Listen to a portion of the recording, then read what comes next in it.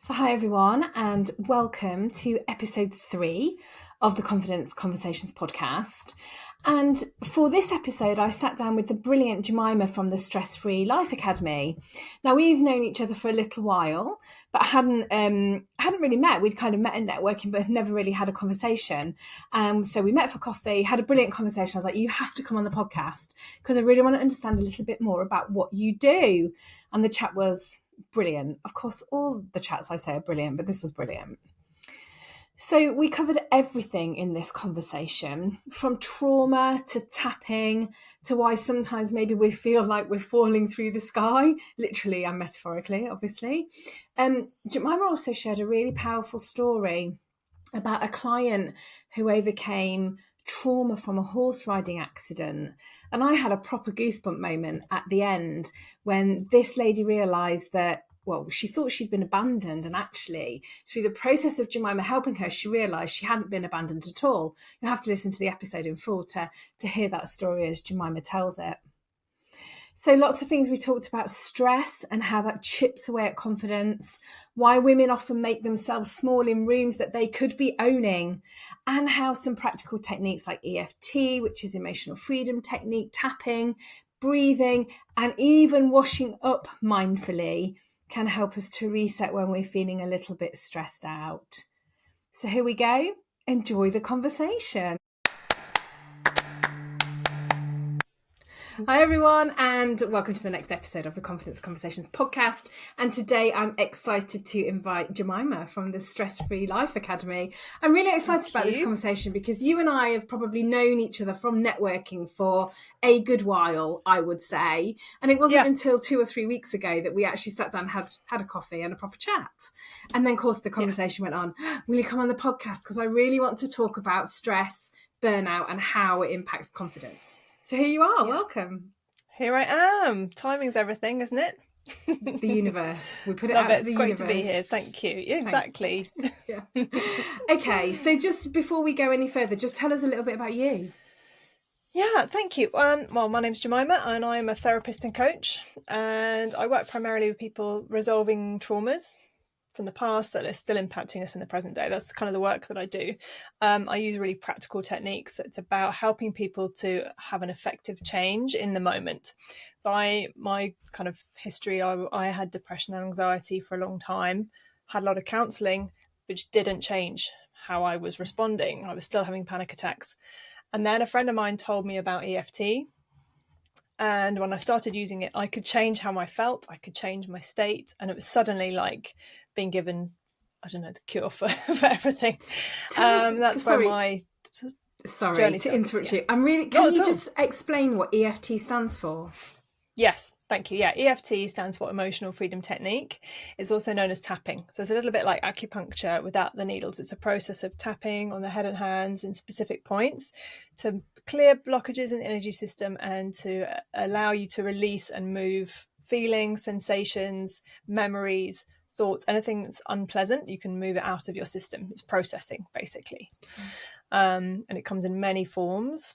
And that was the first real practical technique and experience that I had of being able to change how I felt. Started feeling more powerful and my life started to change.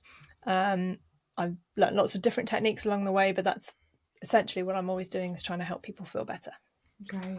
And you've got a brilliant story. I hope you're able to share it, that we talked about your horse riding lady. Are you able to share that one? Absolutely. It was amazing. So I had a call from a client. She'd been recommended me by someone and she'd had an accident. She'd fallen off her horse and it was pretty bad. And she's a high level show jumper. And as she was, basically the horse kind of misstepped and she fell off. And as she knew she was going to land on her head. And all her thoughts and beliefs kind of came through. She didn't realise in the moment what had happened, but she went through this awful accident. She kind of fell, landed on her head, ended up sitting down on the ground, sort of not knowing whether she'd broken her neck or her back. She was in shock. And when I spoke to her, it was about a month later. She couldn't talk about the accident. without crying. She couldn't go through the experience with her husband or anyone who was there because she was so upset. She was still feeling the trauma. So we had this like 3 hour session, and we worked through the entire memory. And every time we got to a point that was difficult, like when she was flying through the air, we like paused the picture and examined all the different thoughts that were going through her mind. And in that split second was, I'm not good enough, I haven't done it right, I shouldn't be doing this, I haven't prepared, I'm going to die, like this, everything, all the fears came up. So we were able to process all of those things. And what was really amazing was at one point, after she'd been sitting down, she said, I don't know where my husband was, I think he was taking my horse back to the stable. So I was like, just bring him into the picture. So she brought him to sit behind her and just feel his support. So after we did the work, she then spoke to her husband, was able to talk through this memory with him. And she said, so when that time when you were taking the horse back, I actually brought you in and sat behind you. He said, well, that's where I was sitting. I was there the whole time. I had my hand on your back. And because she was in all of her stuff and in all the trauma, she didn't know he was there. But he actually was there. So, and for her, that was just incredible. She wasn't abandoned. She was supported. All the proof was there. It was amazing. So she needed one session to process all of that. And she's back jumping on the horse. Yeah. Brilliant. Yeah. The piece that gave me goosebumps when you told me that was the piece where she'd said, he'd gone off taking the horse back. But actually he was there all the time. And it just makes you think, doesn't it, what an incredible thing the mind is in terms of how we process things and how we recall things and how we remember them, particularly in trauma as well. Yeah. She had a belief that she's abandoned. Yeah. So she's like, well, he can't be here because people abandoned me. But actually, that wasn't the case. And that came up a couple of times, like when she was leaving for the hospital and things like that, and people couldn't come with her. That same belief popped up a few times. That's really interesting. Do you know how she believes about the abandon feeling now, or belief? Well, because it was disproved. Yeah. And she knows that he's not abandoning her. And really, those moments of abandonment are not about the other person abandoning you. It's about you abandoning yourself, feeling abandoned, because that was the reality of that moment. So that gives her a new perspective. And once you are aware of a belief or a negative pattern, that's the end of the pattern. It's not the beginning of it. Once you can see it, you're like, oh, okay, well, I'm not abandoned. Great. What am I? I'm connected. I'm loved. And so you're breaking that pattern of thinking as well, aren't you? In recalling that picture, you're almost breaking that pattern of belief as well. Absolutely. Yeah. Brilliant. Thank you for sharing that. I loved that story when you told me. So tell me then, my first question to you is, how do you define confidence? So for me, confidence is about clarity and knowing what you want and knowing that you can achieve it and do it. It doesn't necessarily mean that you're not afraid or that you have any insecurity, but it's about like feeling aligned, I think, knowing this is the right thing for me. So personally, I've had a lot of doubt is the thing that creeps in for me that undermines my confidence. And I remember, this makes me laugh out loud even now, about 10 years ago, driving along, thinking about what should I do a blog on? Maybe I could do a blog post on doubt. Do I have doubt? It's like, I think, I do. Yeah, I could probably write about that. And I think that's what impacts confidence mostly, is that I'm not sure. Yeah. So you can be like, I'm going to go and do this experience. I don't know how it's going to be, but I know that I'm going to be okay. Yes. That's the confidence bit. Definitely. And and I think you're right. It's having that almost a trust in yourself that, do you know what, you're probably going to doubt and that's going to be okay, right? I mean, I went and filled my car up with fuel this morning. Like, I always, without fail, drive away from the petrol station thinking, I did put petrol in, didn't I? Because we've got one petrol and one diesel car. I did put petrol in. And then thinking, I'm a bit further down the road. I don't think I'd have got this far if I'd have put diesel Still in. Working. Yeah, so that doubt is a natural thing, isn't it? It's just a natural feeling. So that is important. I think it is, because actually I think sometimes, not too much of it, but I think sometimes it helps us to shape and question and challenge ourselves in a way, but there's a really fine line, isn't there, between when does it turn into that kind of negative self-talk that we'll come on to talk about. So in the same breath then, how do you define stress? So stress, the original definition of stress was in buildings. Right. Like that's the first time stress turned up as a term being used, is like pressures around like building bridges. Like, is the stress equal? You know, I think that's quite an interesting like point to look at, is like it's how the external or how these different pressures impact the structure. Wow. So stress, if your body was the structure, how does the stress impact how you stand, how you breathe, how you feel? Yeah. And if you think of a building being built or fixed, it has scaffolding, and that scaffolding and building need each other to stand up. So it's like you're saying, it's that balance between doubt and confidence, stress, support. Like, we need it to grow, but you can't do too much or you're going to collapse. You're going to fall down. I have never heard it described like that before. That's ridiculous, I know. But that just makes so much sense, doesn't it? Particularly where you would think, I get the building one as well, but what resonated most with me was almost like the bridge analogy of, actually, if you've got too much stress on the bridge, at what point does that bridge, I suppose, collapse? Yeah, wow, okay. So how then does it affect confidence? Well, again, as you can imagine, confidence is that bridge. How much can you apply? How much can you take on? That's what's that? How would you say it? I guess challenge is where you're, you know, if you're working out, you want to build muscle to the point, but without snapping it. So something about that comfort zone, just moving out of the comfort zone into the learning zone, as it's called, and not falling off to going too fast. It's about that balance, I think, of stretch. We're meant to want things. We're meant to want more. We're meant to grow and expand, as otherwise we would never left the caves. Yeah.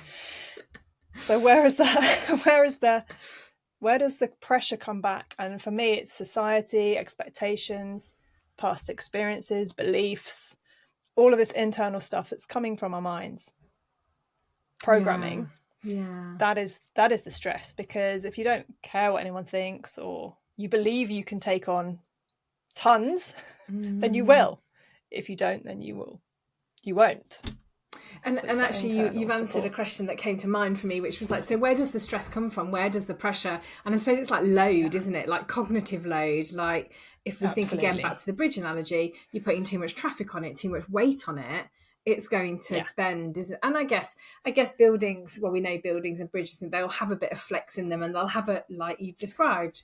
But there's so much that we consume, I suppose, isn't there, at the moment? Yeah, absolutely. And we've got ancestral patterns, right, that are impacting us, things that happen to our ancestors, that changes your DNA, changes how you show up, changes your reaction, because we have to learn. We are here to learn, but we don't process. If you process the learning, you take the lesson, and you don't need to carry the trauma with you.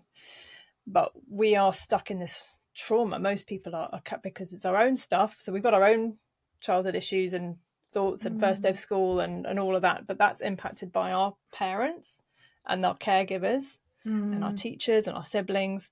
And you think of every single person, if they haven't done their processing, and that's coming, all of those, how many ancestors have you got?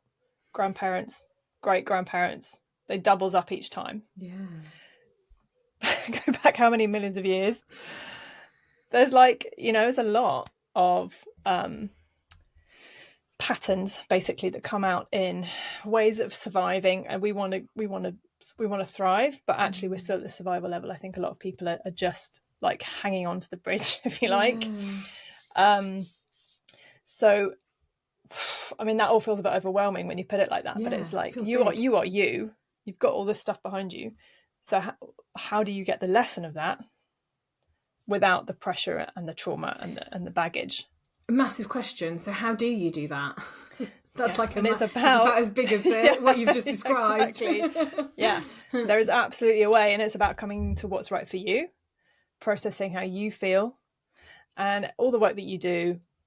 If you have children or friends or family, however you show up with them, you are going, this is how I am. This is not my baggage that I'm giving you. it's that kind of clean relationship, clean conversations. We project on each other all the time. So when you can start to recognize that and go, oh, this isn't them, this is me. Like, everything's a mirror. So if you want to know what's going on in your head, just look at the people around you. They are showing you the bits that we can't see. So that's so interesting, because I went out to networking this morning, and I was chatting to someone about some networking that I think you were probably there, actually, and it's a ladies only networking, and I enjoy it. I probably don't enjoy it, if I'm honest, as much as I enjoy the one where there are men there too. And everybody was doing their pitching, and we went round, and I was listening to the women in the room who, the majority of them made themselves small in that room. Yeah, I remember. Yeah. Yeah. So they were talking and saying, I run a marketing agency. Well, not really an agency. It's just me. We don't need to say that bit on the end. And I think we talked about this, didn't we? And it got to me. And of course I said, right, big pants challenge, ladies, please, can we stop saying those things that make us small? Because men don't do that, right? Men don't do that. And I think some of that comes back to this, what you just said, is this piece about projection. And that actually, I think there's also I'm going a bit off tangent here, but there's also a bit of a perception that other women are judging other women. And that's not always true. Yes, it might be in some cases, because, we all have thoughts and opinions and views. But so what? Yeah, exactly. Yeah. But generally in that room, I was really surprised by the fact that it was all women, and yet we're all there and under the guise of we want to support each other, and we're all fabulous business women in the room, yet we're all making ourselves small. And it's fascinating, isn't it? Because we don't want to create challenge. We don't want to be ejected from the group. Yeah. On a survival level, we all need to fit in. So that's about, we don't want to be competitive, because actually it's inspiring, and actually you can be leading. But there was I think it was the marketing, where we've got quite a few different marketers, and it was like, well, they're not going to choose me because someone else is here doing it. That's, as you said, I'm so glad that you called it out. It was like, what is everyone doing? And the person stand up after and me, be proud. I think I was third from last to go, and I was like, oh, I'm done with this. And the lady next to me, I think, stood up and she looked at me and said, thank you, I'm now going to change my pitch. She said, I was going to say, I don't know why anybody would want to work with me. And I was like, well, and I thought to myself, oh my God, that's not even a pitch in itself. And then she changed it to say something along the lines of, I've got the most amazing job ever. But it wasn't until I'd said, look, we're all why are we doing this? I just don't. And that's the problem. We don't know we're doing it, because some of it isn't ours. And some of it is about, how do I fit in? How am I liked? Like, basically, we're all 5 years old at the side of the playground going, please be my friend, please like me, please. And that's the underlying insecurity. If you rock up and you're confident, because there is a lot, we all judge. Everybody judges everybody all the time. Like, if we didn't, we'd get run over every time we cross the road. We need judgment. There's nothing wrong with that. It's what you do with that and how you let it impact you that's the issue. And if somebody says something and you take it as an insult, that's about you. If somebody says something, if you like someone saying, stand up and be proud of who you are, you go, oh, well, you think I'm not good enough because I'm not saying that I'm proud of myself. No, I'm trying to help you lift. It's like I was talking about Buddha's the second arrow that Buddha talks about. The first arrow is an external stimulus, something somebody says to you, an insult or a comment. The second arrow you give to yourself. Interesting. I've not heard that before. You can follow it up with the agreement, or you can say that's nothing to do with me, move on. If someone cuts you up on the road, do you tell everybody that you meet what a terrible driver you met on the road, or do you tell them about the 25 minutes that was lovely in the sunshine? You won't believe what happened to me. Exactly. We connect through negativity often. And surely, in the simplest terms, right, surely that negativity brings about a lack of brings about self-doubt, therefore a lack of confidence, therefore an element of stress. Surely. Absolutely. It's proof that we're not safe. And it's patterning. We need, as a race of humans, we need to know where the danger is so that we stay alive, so that we stay safe. So that's why on a completely blank wall, this is relevant because we've got a lot of mosquitoes at the moment. I'm going to say you can spot the mosquito. Like, we're on mosquito watch, 2:00 in the morning. Something's bitten me. You need to be able to find it. This has been 3 nights in a row, different ones, by the way. But when you can spot the mosquito, you can deal with it. You don't look at the beautiful blank wall. Like, that's our programming. That's what our ancestors did. All the ancestors that were wandering around going, oh, this is nice, they got eaten. The ones that listened out for every sound, noticed the problems, they're the ones that survived. And there's something in that then for me about self-awareness, isn't there? About, being a bit self-aware in terms of when actually, mosquitoes are quite stressful. We've got a lot of spiders in our house. I mean massive hairy ones. Yeah. And and I'm not a lover of them. So that's contributing to my stress probably. Although I will say, my husband wasn't here the other day and there was one in the bedroom and I did have to get it. So I did have to pull my big pants up. But there was a lot of screaming and a lot from me, not the spider. Not just your pants either, big astronaut suit. Yeah, exactly. It's awful. The long stick. Oh, terrible. Oh. But that is why. So when you understand why we have the stress and the why you have to search out and come back to the rest and digest, rest and relaxation, that's the opposite of the stress. Coming out of the stress and into rest and relaxation. That's where we want to put our focus. We want the stress to be tiny in comparison. So I'm going completely off tangent here, but when stress starts, I guess, what are the signs of stress that you might not be aware of, but that could be contributing to it? So if you imagine being in the office with someone who you can tell is having a bad day, they are slamming doors, they are fine. Like, they're quite short, sharp movements. You can see in people's body language. The calmest person in the room is the slowest, most relaxed person in the room. So if you can be aware of your breathing, we often breathe very high up into our chest. We don't breathe into our body. Feet on the ground. You might notice people who have their feet up quite often when they, don't want to touch the ground almost. They're don't feel safe in their body. We're like shoulder and neck, all that tension where we're carrying things. That's the kind of physical body language you can tell. Looking at someone often, what their mood is, because your body reflects your mood and vice versa. Thoughts. So what am I thinking, and is it helpful? Am I putting on the pressure? Am I going, I've got a deadline in an hour, I'm never going to get it done, or I'm going, I'm going to do this and then I'm going to work through it. Like, your reaction to what's happening, how stressful that is. Does it make you feel good, basically, or not? And if not, where do we go then? What do you do about it? Yeah. So this is why I love tapping and all these practical techniques. But just taking 3 breaths into your body, like our body wants what it needs to be satisfied. It needs shelter, it needs food, it needs air, it needs water. So when those basic needs are met, your body can start to relax. Another really good thing, if you go into a new environment, if you look around and check out where the exits are, like, let your body know, the animal part of your body know that you're safe. Oh, that's a you good will one. Relax. Yeah. We are animals. We've got a conscious mind in a physical animal body.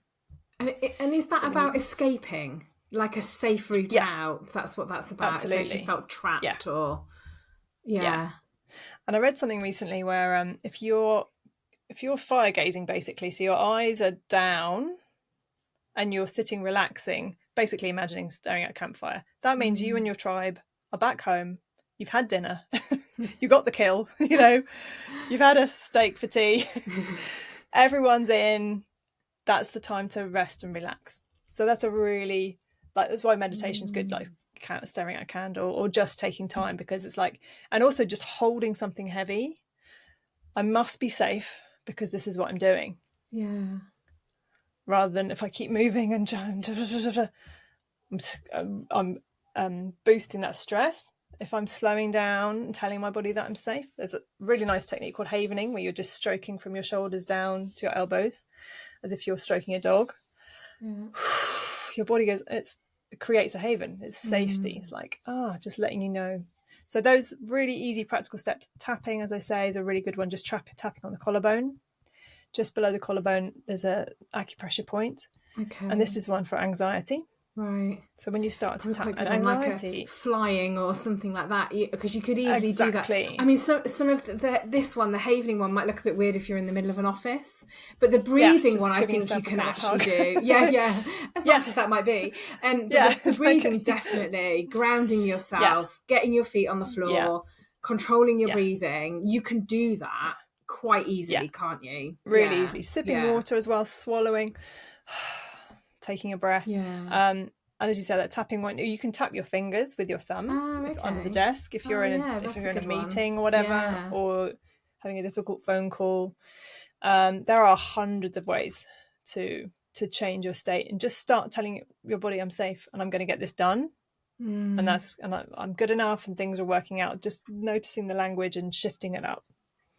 How you mentioned earlier about kind of getting into that negative self-talk and of self-doubt. You started with self-doubt and then it went on. What's been your experience of that and how it contributes to stress then? Personally, it is this is what's really interesting. Like recently I went to a meeting with, I'm starting to work at Goodwood and helping out at the retreats there, and I was invited to meet all the other retreat members, the people who run the retreats. Really exciting. Can't wait. Nice. And I'm going there and I'm feeling excited about it. I'm looking forward to it, and I'm sitting there with all the people and there's no self-consciousness, and I feel equal and ready to share. Nice. Compare that to 3 or 4 years ago. I was driving to a networking meeting, literally as if someone was pushing my entire body back. I had so much resistance, so much fear. I wanted to go, but as it came to getting in the car and driving, I was just like, no part of me wanted to be there and do it. So that for me is the shift. Wanting to show up and doing what you want rather than all these fears and doubts and I don't want to, why did I sign up to this? And I don't even know why that resistance was there. It wasn't like a conscious, like I'm anxious about what I'm doing or who I'm seeing. There was just this general resistance to being there. And that's because of my tribal stuff and my past stuff and all those things. We have these patterns happen. But now I can go, oh, that's cool. And what another one? I used to be quite afraid of flying. Okay. Again, not really knowing why. I flew from New York I did the New York Marathon in 2012. And really cool. Went on my own. It was amazing. Loved it. I was so scared on the plane on the way back that I didn't even stand up for the entire flight. Because somewhere in my mind, I'm going to fall through the plane. Like this completely irrational, which I know is irrational and know is insane. But I couldn't stand up. And then last year we flew to Cape Town, and not a shred of doubt, fear, nothing. And I've never worked on my fear of flying. Interesting. It's just been a byproduct of all the other work that I feel safe. Yeah. There's definitely those are the kind of practical things. Yeah, and this practical piece about telling yourself you're safe, and maybe that might not quite feel right for everybody, right? But maybe there is something in there, going back to the confidence piece of it'll be okay. Whatever happens, it will be okay. Whatever the outcome is, I trust myself that it will be okay. Exactly. Which is a similar kind of thing, but would be a similar kind of thing for me in terms of rather than that I'm safe, it'll be okay.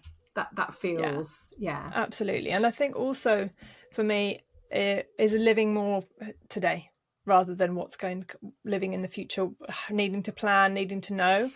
I live now much more spontaneously in the moment. There's a vague plan, I have intentions and plans. I'm working towards things, but how do I feel today and right now? Always, all the time, because our resources are now. They're not next Tuesday. They're now. When I get to next Tuesday, my resources will be there, and I can deal with whatever's happening. If I practiced using my resources now, then it's going to be easier when I get to that difficult thing. Yeah, and that's often a lot that I hear in coaching, a lot of kind of, I'm worried about this meeting or that's coming up or something, or a conversation with somebody. And we do a lot of what ifs, don't we? A lot of thinking about the future. And you're quite right. If we bring it right back to the present, where are we? And what we don't, because we don't know what's going to happen. We don't know. No. what's going to happen in a couple of hours, We can have let all alone the plans in the world. Exactly. Yeah, exactly. So have you noticed whether people underestimate how stress chips away at their confidence?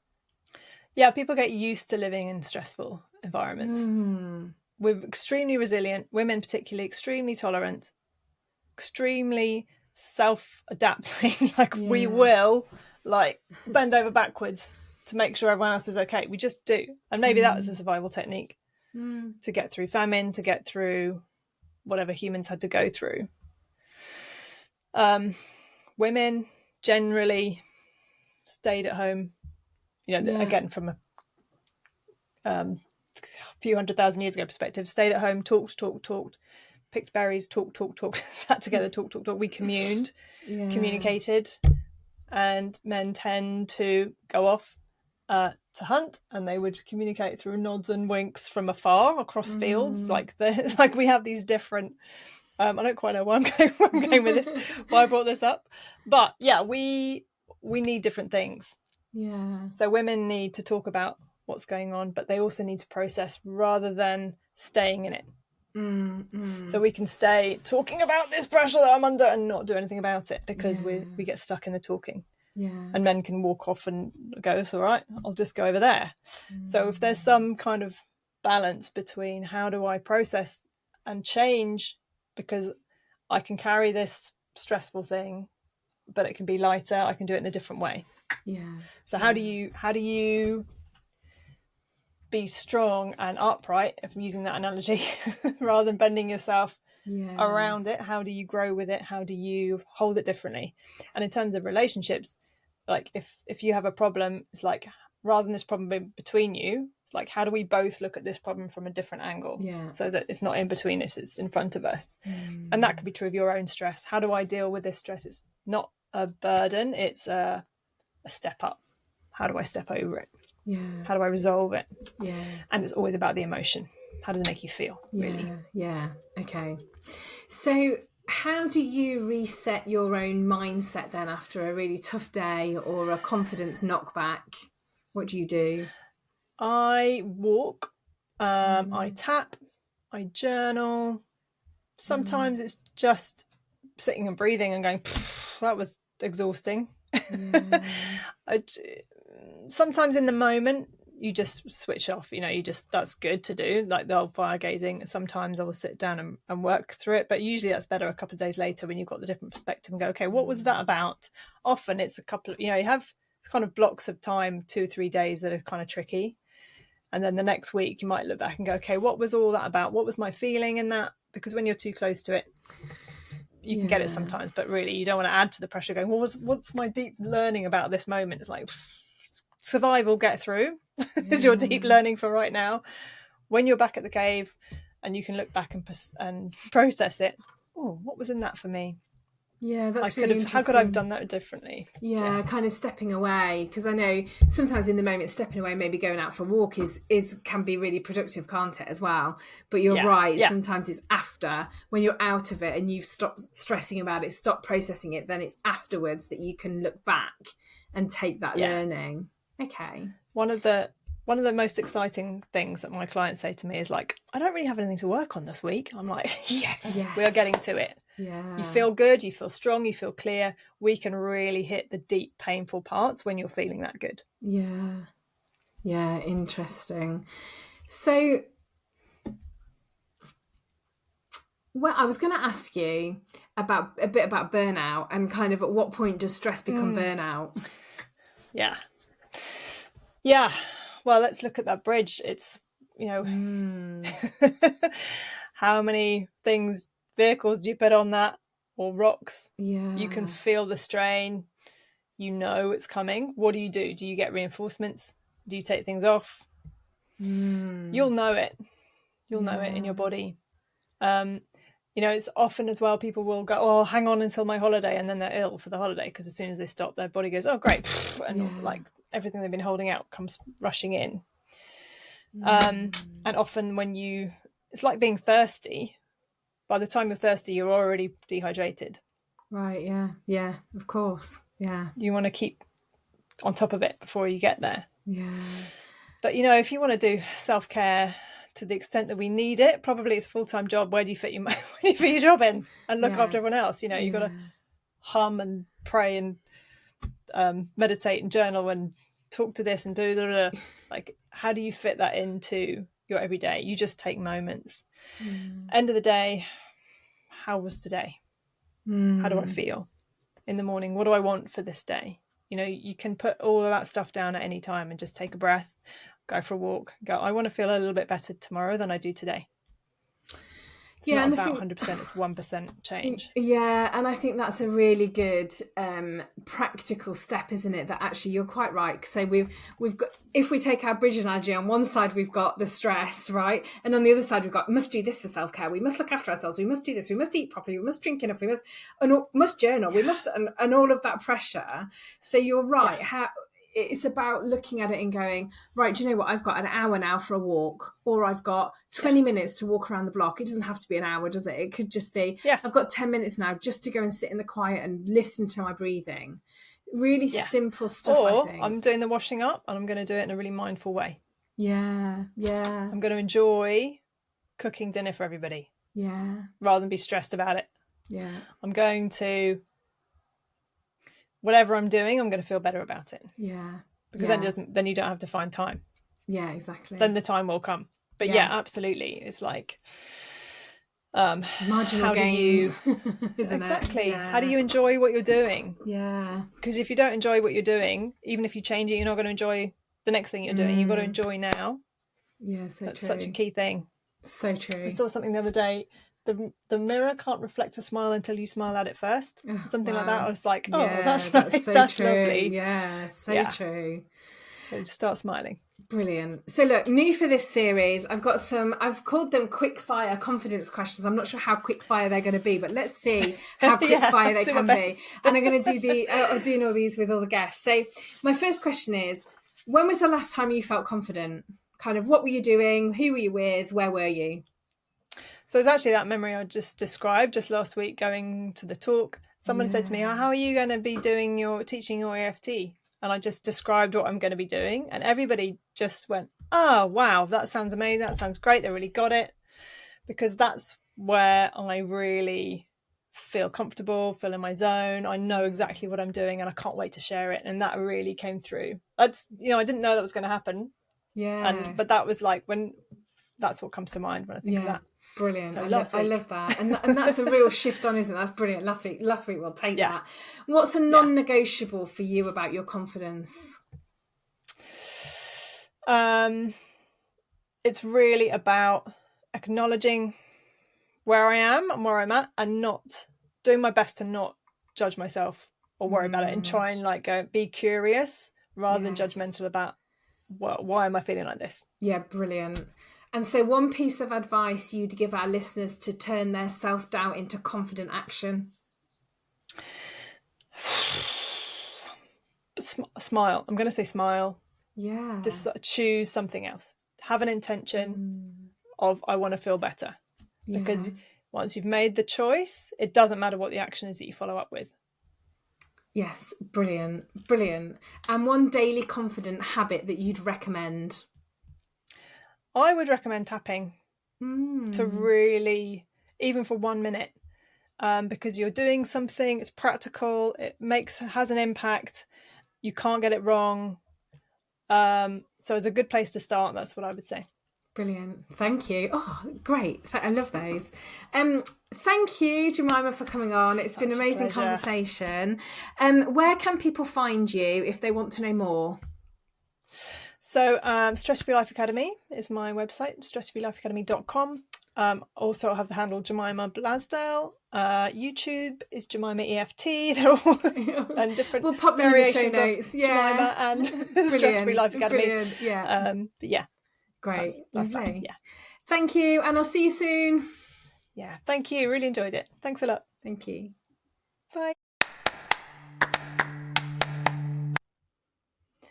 Well, wasn't that a great episode with Jemima? I really enjoyed chatting to her. There are a few things that really resonated with me, actually, if I was to share with you my takeaways. And absolutely, confidence isn't about being fearless. It's about trusting that, whatever happens, you'll be okay. And that sometimes just that smallest shift, a breath, a smile, a nice thought can make the biggest difference. So I think I've got maybe 4 or 5 takeaways in summary, if you like, from our chat. And the first one is I loved the analogy of stress being this structural thing. And I think we described it as a bridge. And the pressure on the bridge or a building, for me, was a bit of a light bulb moment, if you like. Too much load and things start to crack. It sounds obvious, doesn't it? But when we're in that moment, we don't really see it like that. This whole piece about we shrink ourselves, this is a thing for me at the moment. I think especially in female-only places, women will often add disclaimers to our brilliance. So ladies, please, let's stop doing that. Let's not make ourselves small in front of others because we don't need to do it. I thought it was really interesting, the piece around trauma and how it distorts memory. So the story about the show jumper, the horse rider, who thought that she was alone while she was being treated, but actually her husband was right there. That was really powerful, I thought, and actually shared how trauma sort of shapes perception.